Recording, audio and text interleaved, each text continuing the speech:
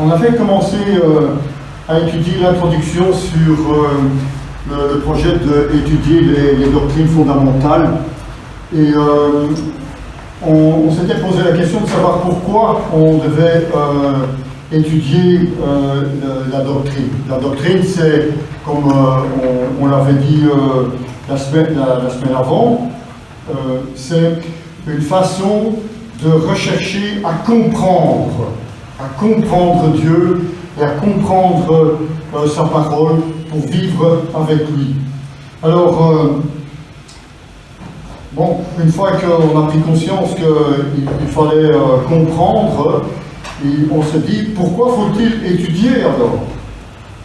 Eh bien, il faut étudier parce que, en apprenant la vérité sur Dieu, ça va nous aider à mieux connaître Dieu.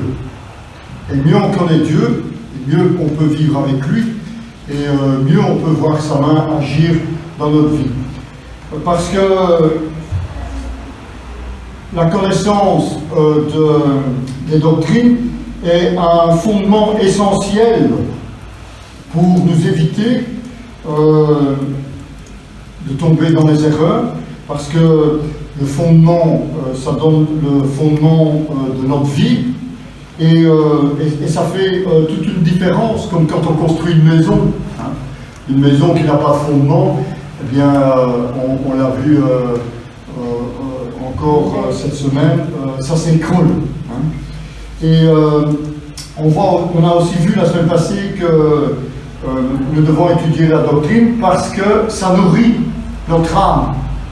Ça nous permet de définir les vérités sur Dieu et ainsi d'être dans des certitudes. Alors, aujourd'hui, on est dans la quatrième raison pourquoi il faut étudier les doctrines, parce que la connaissance de la vérité me permet de servir les autres. Ça, c'est un des aspects importants, c'est que nous ne sommes pas là pour nous-mêmes. On a trop tendance à vraiment marcher avec Dieu d'une façon égoïste. Hein. On vient pour recevoir, mais le Seigneur nous a donné la connaissance de sa parole pour que l'on puisse être là pour les autres, parce que nous avons plein de choses à donner aux autres. Et la doctrine nous permet d'y arriver. Regardez avec moi un texte qui se trouve, je vais voir, non, dans 1 Timothée chapitre 4 verset 6. 1 Timothée chapitre 4 verset 6. Notez la progression qu'il y a dans ce verset. En exposant cela aux frères et sœurs, tu seras un bon serviteur de Jésus-Christ. En exposant quoi? Des doctrines. Nourri des paroles de la foi et du bon enseignement que tu as fidèlement suivi. Premièrement, vous vous nourrissez, puis vous servez les autres en partageant avec eux ce que vous avez appris. Comme l'exemple que Osimar a donné, elle a vécu une expérience dans sa vie et elle a fait le lien par rapport à la parole de Dieu et ça lui a permis de se réorienter dans la perspective de la parole de Dieu. Et ainsi, eh bien, ça lui a fait la possibilité de trouver une solution par rapport à la parole de Dieu et ainsi avoir la possibilité de le partager avec vous pour que vous ne viviez pas des mauvaises expériences, pour que vous puissiez être épargnés de troubles, parce que la vie, elle est comme elle est, et elle n'est pas toujours des plus faciles. Regardez, vous souhaitez encourager les autres, eh bien, lisez avec moi Timothée, chapitre 1, verset 9. Timothée, chapitre 1, verset 9, dit ceci.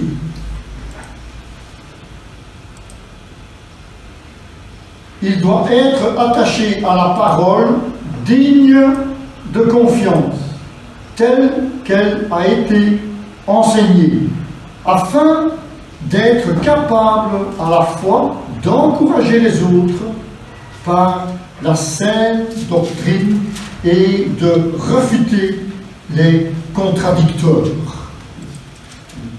pour que l'on ne se laisse pas non plus influencer par ceux qui ont des idées erronées. Alors, une des clés d'un véritable encouragement est de connaître la vérité de Dieu. Sans la vérité de Dieu, votre encouragement ne consiste qu'en paroles personnelles, ce qui est un encouragement plutôt faible. On a un exemple. Alors, supposez qu'il y a un ami qui vient vous rendre visite et qu'il vous apprend qu'il a un souci dans la vie, il a des problèmes d'argent, ou bien il a été licencié, il a des problèmes à son travail. Alors, vous l'invitez à rentrer, vous dites, là, on va regarder un film à la TV, hein, on va regarder Rocky. Comme ça va donner du courage. Puis vous allez lui offrir une crème à la glace. Hein, et vous lui donnerez une petite tape dans le dos en lui disant ben, ça va aller, ça va aller. Qu'est-ce que vous croyez que votre ami va vous répondre, hein? Est-ce que tu crois que ça va vraiment aller, hein? Tandis que si vous lui rappelez les promesses, hein, que Dieu a données dans sa parole, les promesses que Dieu a dit, je ne t'abandonnerai jamais, je serai toujours là avec toi. Son trouble et son problème va pouvoir s'appuyer sur quelque chose de solide, hein, à côté de votre crème à la glace, hein, qui a une tendance à fondre, ça va pas l'aider beaucoup. Tandis que quand il peut avoir la certitude que Dieu va être là pour le soutenir, que Dieu va être là pour le relever, ça va être très différent. Hein? Dieu ne nous délaissera jamais. Et c'est en méditant les doctrines que Dieu nous a données, quand on voit les versets dans la Bible qui nous donnent ces assurances, eh bien nous pouvons aider nos frères et sœurs. Parce que ces frères et sœurs qui sont dans le désarroi, hein, au moins ils peuvent se tourner vers Dieu et dire à Dieu, tu l'as dit dans ta parole, alors maintenant fais quelque chose. Et Dieu agit. Et c'est là où vous voyez le miracle de Dieu agir. Alors, la cinquième raison pourquoi il faut étudier les doctrines, parce que la connaissance de la vérité nous garde de l'erreur. Regardez un texte avec moi dans Colossiens, au chapitre 2, versets 6 à 8. C'est un texte qui est assez riche et il faut faire attention à différentes choses dans ce texte. Regardez avec moi. Hein. Ainsi donc, tout comme vous avez accueilli le Seigneur Jésus-Christ, hein, oui, vous avez accueilli le Seigneur Jésus-Christ, vous l'avez reçu, vous avez cru en lui, hein, marchez en lui, soyez enracinés et fondés en lui, affermis dans la foi telle qu'elle vous a été enseignée. Et soyez-en riches en exprimant votre reconnaissance à Dieu. Faites attention que personne ne vous prenne au piège par la philosophie, par des tromperies sans fondement qui s'appuient sur la tradition des hommes. Vous comprenez la différence? Sur le principe élémentaire qui régisse le monde et non sur Christ. Avec quoi le monde fonctionne-t-il?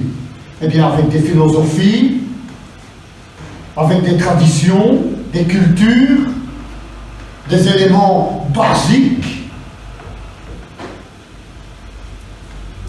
tandis que Les enfants de Dieu, eux, ils se fondent sur ce que Jésus-Christ a fait. Et ça, c'est un élément fondamental. Ça va vous donner des forces, du courage.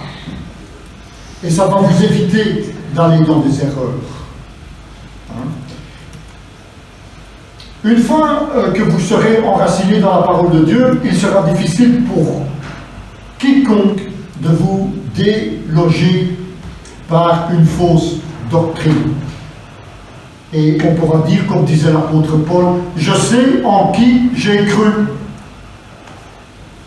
Par exemple, pour conduire une voiture, pas besoin d'avoir une connaissance en mécanique ou de comment fonctionne une voiture. Il suffit d'appuyer sur l'accélérateur et la voiture avance. De même, vous n'avez pas besoin de connaître d'avance toutes les vérités que nous allons étudier pour devenir un enfant de Dieu. Il suffit de savoir, de croire et de recevoir Jésus-Christ qui vous aime.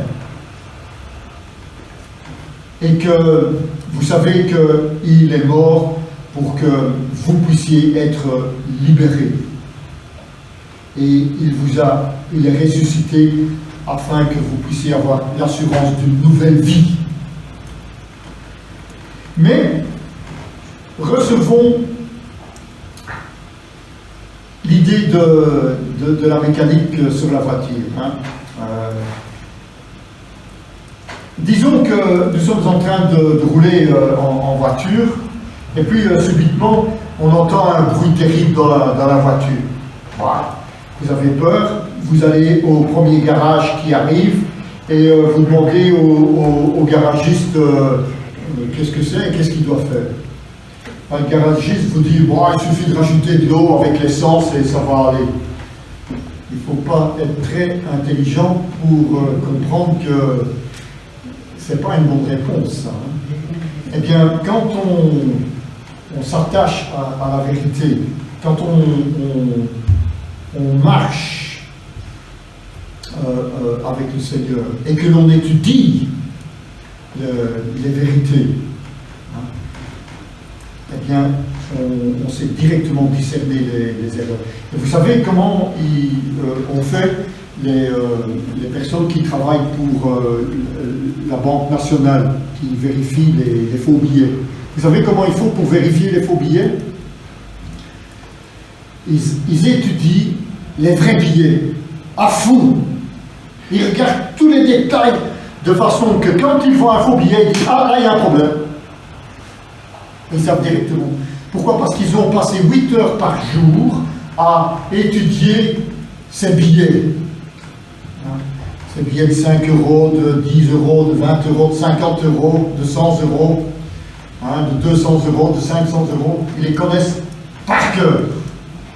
Eh bien, nous, c'est exactement pareil. Si nous étudions les doctrines à fond, eh bien, nous les connaîtrons tellement bien que quand on va nous enseigner des erreurs, on pourra directement discerner ces erreurs. Regardez avec moi dans Hébreux, au chapitre 5 et au verset 14.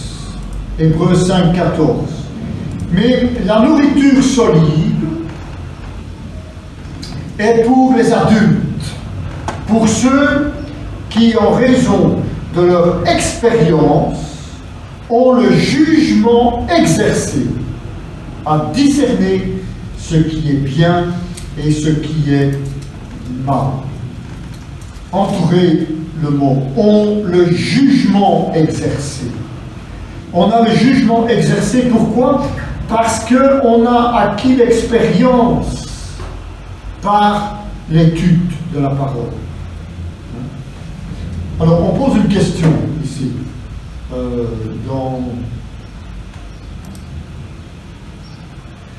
Alors, comment nous et nos enfants pouvons-nous nous équiper afin de survivre dans une culture qui se désintègre? Comment est-ce qu'on peut avoir la possibilité de survivre dans une culture qui se désintègre, selon vous? Vous avez une idée? Si vous avez bien écouté ce que j'ai dit précédemment, normalement ça devrait couler de source. Hein? Par la vérité, à laquelle on croit fermement. En plus, c'est souligné. Hein? Qui est clairement enseigné et vécu avec constance. Et ça, c'est la raison pour laquelle nous devons voir un élément complémentaire. Pourquoi nous devons étudier les doctrines? Parce que ma façon de penser va définir ma façon d'agir. C'est la façon comment je pense qui définit ce que je fais. Et regardez dans Proverbes, au chapitre 23, verset 7, hein, c'est dans le nouvel ENG, NEG. C'est cette traduction-là. Car il est comme les pensées de son âme. Nous fonctionnons comme les pensées de nos âmes. Les croyances déterminent la conduite. La pensée se traduit en action. Si je considère que voler c'est normal, hein, dans ma tête j'ai trouvé toutes les raisons pour lesquelles voler c'est bien, eh bien je vais voler. Si être infidèle c'est normal, parce qu'on a développé une façon de penser à ce sujet, eh bien on va être infidèle. Si je vous disais que j'ai scotché un billet de 100 € en dessous du banc, hein, dans l'église, en tout cas, si vous me croyez, vous allez vite regarder pour voir s'il n'y a pas un billet de 100 €. Hein. Alors, laissez-moi prolonger cette illustration. Nous vivons dans un monde qui nous dit, vous trouverez un billet de 100 € à tel endroit. Ainsi, nous passons notre vie à nous débattre pour nous accomplir dans notre travail. Hein. Pourquoi? Parce qu'on vous a dit que si tu as un bon travail, tu auras une belle vie, tu seras heureux. Hein. Si tu vas à tel endroit en vacances, eh bien, tu vas être heureux. Et on croit ça. On pense à ça. Et on passe toute notre vie à regarder. Généralement, quand vous regardez en dessous des bancs de l'église, hein, qu'est-ce que l'on y trouve le plus souvent? C'est pas un billet de 100 €, c'est quoi? Un chewing-gum. Et dans la vie, c'est exactement pareil. Les gens continuent à chercher le bonheur en utilisant des mauvaises pensées. Pourquoi?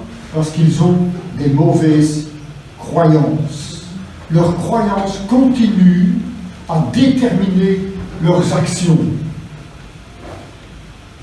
Vous ne pouvez changer votre façon d'agir sans changer vos croyances. Et je sais que changer les croyances, on a eu l'habitude on nous a enseigné depuis qu'on est petit. C'est comme ça que ça fonctionne et c'est comme ça que ça fonctionne.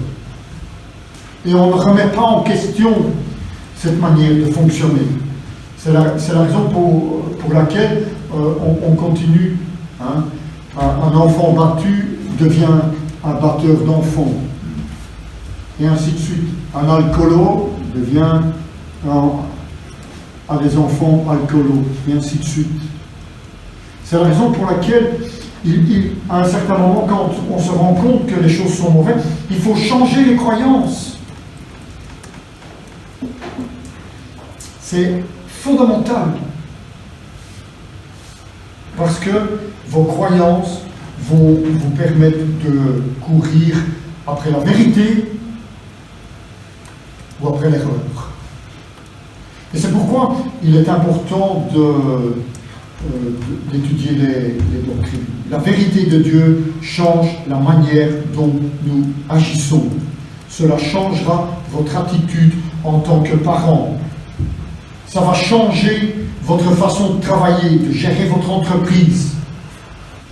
Cela changera la manière dont vous envisagez l'avenir et le passé. Cela vous transformera. Vous aurez des certitudes qui seront véritables. Alors,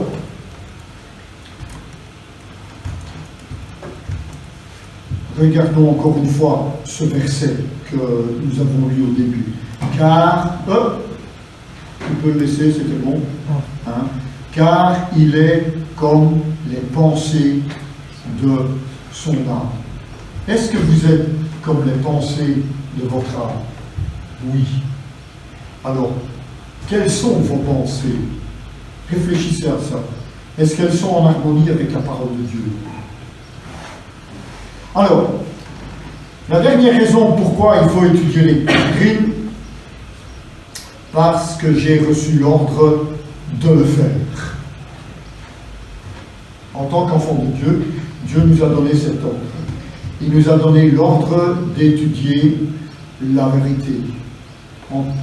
Chaque enfant de Dieu doit étudier personnellement ce que Dieu lui a révélé. Et c'est la raison pour laquelle nous avons un livre, la Bible.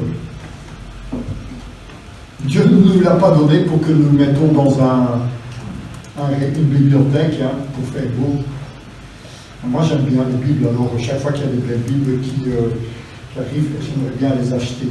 Et l'autre jour, pendant la pandémie, comme tout le monde n'avait plus rien à faire parce qu'ils étaient tous à la maison, des chrétiens ont décidé, à la demande de la maison de la Bible, d'écrire la Bible à la main.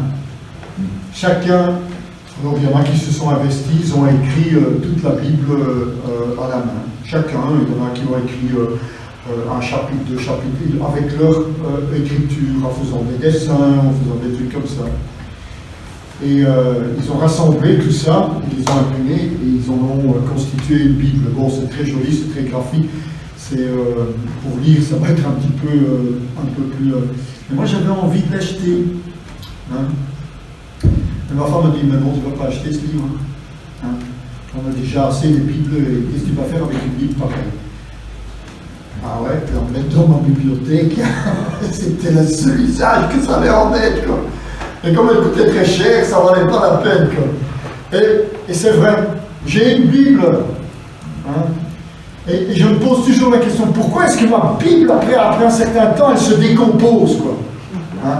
Les feuilles qui se déchirent, les coutures qui lâchent, parce que on est dedans, on étudie, on la souligne les versets, et on a des versets qui nous frappent au visage. On étudie la Bible pour que l'on puisse comprendre. Dieu a dit, on a reçu l'ordre d'étudier la vérité. Regardez, dans 2 Timothée chapitre 2, verset 15, il dit, efforce-toi, comme ça vous pouvez voir aussi, et je vous lis ma traduction, comme ça vous pouvez voir. C'est bien d'avoir des traductions différentes. Moi j'ai découvert avec les traductions différentes que certaines traductions me parlent plus que d'autres. Il y avait des versets que j'ai lus dans une traduction, je dis « Ouah !» Et ça faisait 20 ans que je lisais dans une traduction, le langage était tellement vieux, c'était des mots dont la moitié je ne comprenais pas le sens. Mais c'est pour ça qu'il faut avoir des traductions. Et pour finir, je fais par exemple des versets où je prends 4 traductions différentes, je prends un morceau ici, puis un morceau là, et je les assemble, et je les lis, et je les apprends dans un montage. Pourquoi je vous dis, je fais ma traduction ici? Parce que j'ai fait des montages. Ah non, c'est pour ça, mais je veux que vous regarder. Comme ça, regardez ici. Efforce-toi de te présenter devant Dieu comme un homme qui a fait ses preuves. Comme un homme qui a fait ses preuves. Un ouvrier. C'est digne d'un ouvrier. Il bosse. Hein? Il bosse, c'est dur. Hein? Il sue. Hein? C'est pas quelque chose de facile d'étudier la vérité. Hein? Et qui n'a pas à rougir de ce qu'il a étudié. Mais qui expose avec droiture la parole de la vérité. Comment croyez-vous qu'on reconnaît un maçon? Vous êtes déjà posé? Comment on reconnaît un bon maçon? C'est parce que son mur est droit. C'est aussi simple que ça. Eh bien, un ouvrier qui n'a pas à rougir de ce qu'il a appris dans la parole de Dieu, c'est parce qu'il expose la vérité avec droiture. Alors, connaître la vérité nous rend capable de mieux utiliser la vérité. Dans 2 Timothée, chapitre 2, verset 15 qu'on vient de dire, ne s'adresse pas seulement à des pasteurs, hein. Ça s'adresse à tout le monde. Apprendre à manier avec précision la parole de Dieu. La Bible ne nous dit pas que nous devons tous être des enseignants. C'est donné, certains ont le don d'enseigner et d'autres pas. Mais la Bible nous dit que nous sommes tous responsables de connaître la vérité par nous-mêmes. Parce qu'elle doit nous parler à nous. Elle ne doit pas me parler pour que je lise aux autres. Je me rappelle quand j'étais jeune converti, je lisais la Bible. Et puis je lisais des passages dans la Bible. Et en lisant des passages dans la Bible, je disais, ah tiens, ça c'est très bien pour mon ami un tel. Ah ça c'est très bien pour mon ami un. Non. Ça doit être très bien pour moi. C'est pour ça qu'il faut l'étudier. On ne doit pas dépendre de ce que les autres disent. Vous ne devez pas dépendre exclusivement de l'enseignement que je vous apporte le dimanche matin. Ça doit vous aider à monter à cheval, à monter sur la parole de Dieu pour... Hein? Vous savez, vous avez déjà essayé de monter sur un cheval, quand vous n'avez jamais fait du cheval. Hein? Difficile, vous montez votre jambe pour mettre dans l'étrier, et puis après il faut avoir toutes les forces dans l'autre pour arriver. On voit, c'est très difficile de monter sur un cheval quand on n'a pas l'habitude. Hein. On voit les cow-boys qui sautent là-dessus comme si... Ouais, mais pourquoi est-ce qu'ils ont l'habitude? Parce qu'ils sont tellement montés à cheval qu'ils se la monter à cheval, quoi. Hein? Et moi je peux dire, ouais, je sais monter à cheval, moi, pourquoi? J'ai vu quelqu'un qui monte à cheval. La première fois qu'on a fait ça, on était au Brésil en vacances, mais on va chez des amis dans la famille, et ils avaient des chevaux, on a monté pour monter un cheval. C'était la première fois pour moi de monter sur un cheval. Tu sais monter à cheval? Moi, ouais, je sais monter à cheval. Il m'a fallu 5 minutes pour monter sur le cheval. Après que j'étais sur le cheval, c'était bien. Hein? Et elle me disait, il faut te laisser aller d'une certaine manière pour qu'on n'ait pas mal au doigt et toutes des choses comme ça. Je croyais que je savais monter à cheval parce que j'avais vu. Oui. Non. Vous devez apprendre par vous-même à monter à cheval, à votre manière. Vous devez apprendre par vous-même la parole de Dieu pour qu'elle vous fasse du bien. Vous savez, parfois, je prie et j'ai des expériences dans ma vie. Et ça ne correspond pas avec la parole de Dieu. Je dis, il y a un malaise ici. La Bible dit que c'est comme ça, et dans la réalité, ça n'est pas comme ça.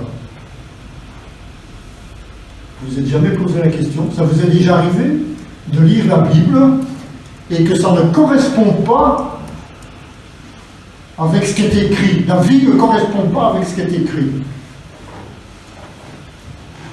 Ben, quand ça vous arrive, ça doit vous motiver à étudier pour comprendre pourquoi il y a un élément quelque part, quelque chose qui vous manque. Vous avez un puzzle, et il vous manque une pièce. Et à cause de ça, vous ne savez pas voir vous croyez voir l'image. Mais à cause de cette pièce, l'image est tout à fait autre. Et vous pensez, oui, je pense, mais vous ne savez pas ça. C'est la raison pour laquelle il faut étudier. Regardez, la deuxième raison pourquoi on a reçu l'ordre d'étudier, c'est pour vivre la vérité. Dans le psaume 25, c'est une prière que vous pouvez faire tous les jours. Regardez, dans le psaume 25, au chapitre 25, verset 5, il dit « Conduis-moi dans ta vérité. » Conduis-moi. Ne conduis pas l'autre, moi. Dans ta vérité. Et instruis-moi. Car, on doit être conduit et on doit être instruit dans la vérité, car tu es le Dieu de mon salut. Pourquoi est-ce que l'on doit être instruit et conduit? Parce que Dieu est notre salut. C'est le seul moyen pour connaître le droit chemin. Je m'attends à toi chaque jour. Je m'attends à toi chaque jour. Je m'attends à Dieu. Pourquoi? Parce qu'il est mon salut. Pour qu'il me conduise et qu'il m'instruise dans la vérité. Regardez un autre verset dans Tite, chapitre 1, verset 1. J'ai été chargé d'amener ceux que Dieu a choisis à la foi et à la connaissance de la vérité qui est conforme à la piété. J'ai été chargé. C'est ma responsabilité. J'ai été chargé de faire connaître ceux que Dieu a choisis à la foi, à la connaissance de la vérité. On a cette responsabilité. Chacun d'entre nous doit apprendre à vivre la vérité pour que l'on puisse la communiquer à d'autres. Ce verset contient deux faits importants. Premièrement, pour vivre selon la vérité, vous devez connaître la vérité. Deuxièmement, pour connaître la vérité, vous devez d'abord apprendre à la connaître. Vous ne pouvez pas prendre une trompette et espérer savoir jouer du premier coup. Il faut apprendre. Il faut apprendre à souffler dedans. Après, il faut apprendre à jouer avec les notes et choisir et tout faire. Et ce n'est pas évident. C'est la même chose avec la vérité divine. Vous et moi ne pouvons observer les commandements de Dieu qui nous ordonnent de vivre dans la vérité si nous ne prenons pas le temps d'apprendre la vérité. Si nous n'appliquons pas notre cœur à étudier la vérité, nous devenons comme vous connaissez cette chanteuse des époques yéyé, c'était dans les années 60, qui s'appelle Sheila. Qui connaît Sheila? Vous connaissez Sheila? Tu connais Sheila?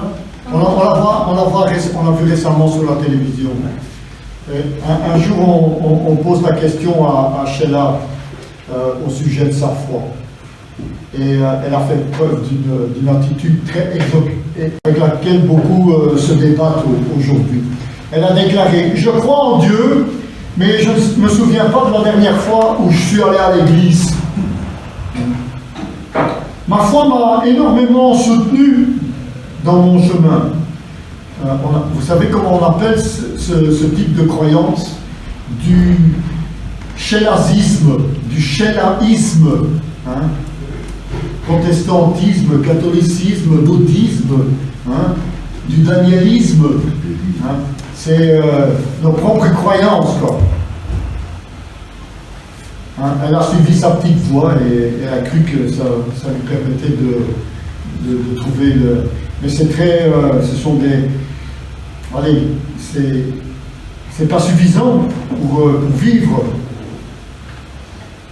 Alors, encore une raison. Le troisième, c'est de défendre la vérité. Comment pouvez-vous défendre la vérité si vous ne la connaissez pas? On doit être prêt et capable de défendre la parole de Dieu.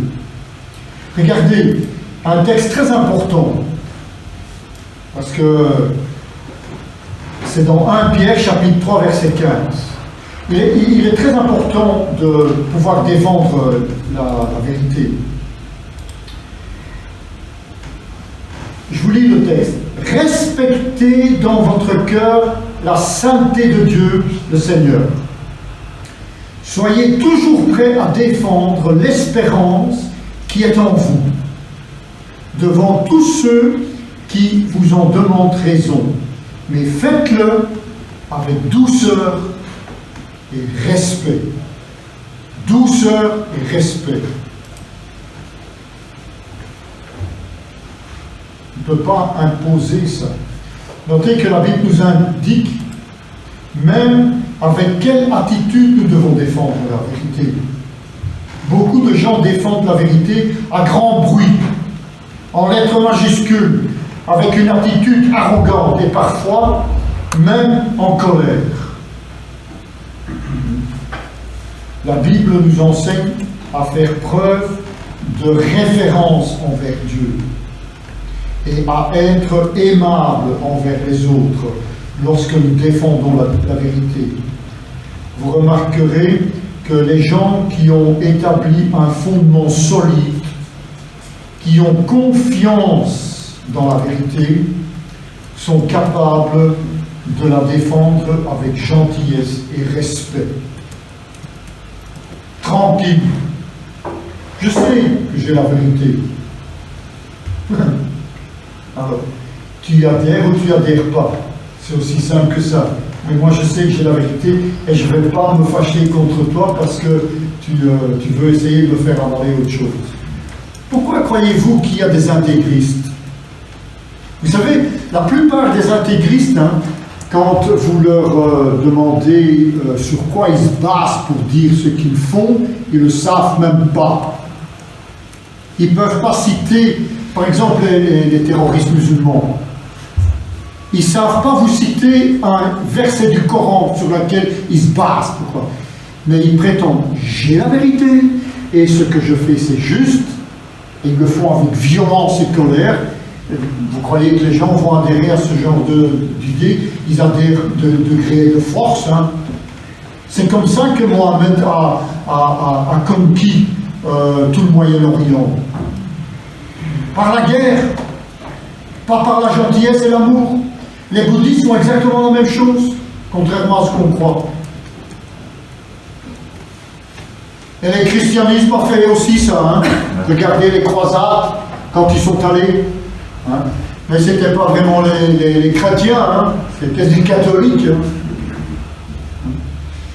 Réfléchissez un instant. On n'a pas besoin d'être attaché à une identité humaine pour défendre la vérité. On doit être des enfants de Dieu qui croient dans la vérité de la parole de Dieu.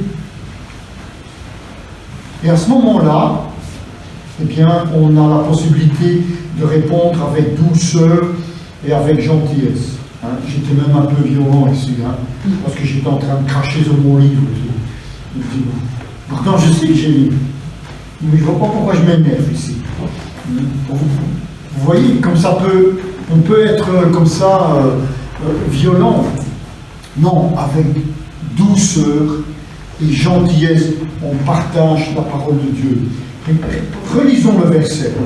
Et je vais m'arrêter là parce que la semaine prochaine, je vous donnerai un avertissement au sujet de la connaissance. Parce que avoir beaucoup de connaissances, ça peut être dangereux. Alors, relisons le verset. Respectez dans votre cœur la sainteté de Dieu le Seigneur. Soyez toujours prêts à défendre l'espérance qui est en vous. Et quelle est l'espérance qui est en vous? Vous savez l'espérance qui est en vous?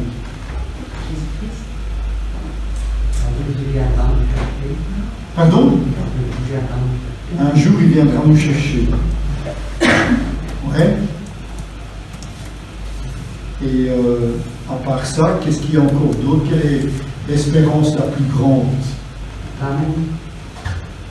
D'être sauvé. D'être sauvé. L'espérance qui est en nous et qui motive tout le reste, c'est parce que je suis né de nouveau. J'ai l'assurance de la vie éternelle. Que je suis réconcilié avec Dieu.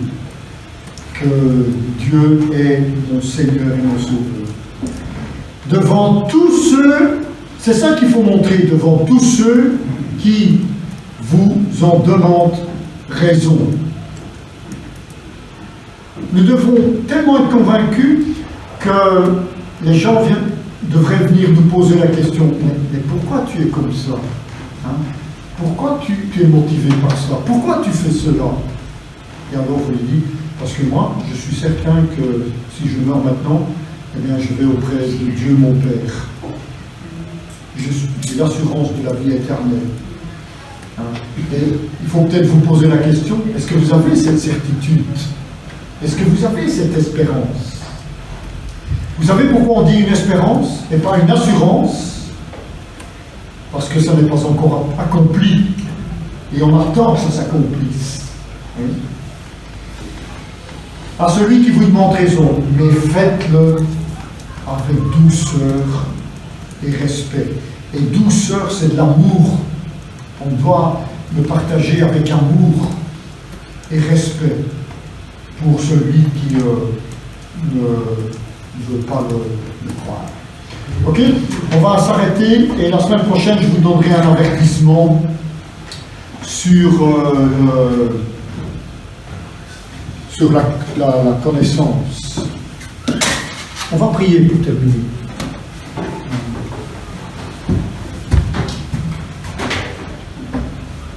Seigneur Jésus, Dieu Tout-Puissant, on veut te louer, te rendre grâce que nous pouvons être ensemble dans ta maison, qu'on puisse partager la parole de Dieu. Et nous voulons te prier pour te remercier que ta parole est là vraiment pour nous guider, nous conduire et pour transformer notre âme. Seigneur, nous te prions pour que tu sois avec chacun d'entre nous dans cette perspective et que tu nous guides. Sois aussi avec ceux qui ne sont pas là, qui ne sont pas bien, afin qu'ils puissent avoir la possibilité de aussi passer un bon moment dans ta présence. Guide-les, soulage chacun d'entre nous. Dans le nom de Jésus, merci. Amen.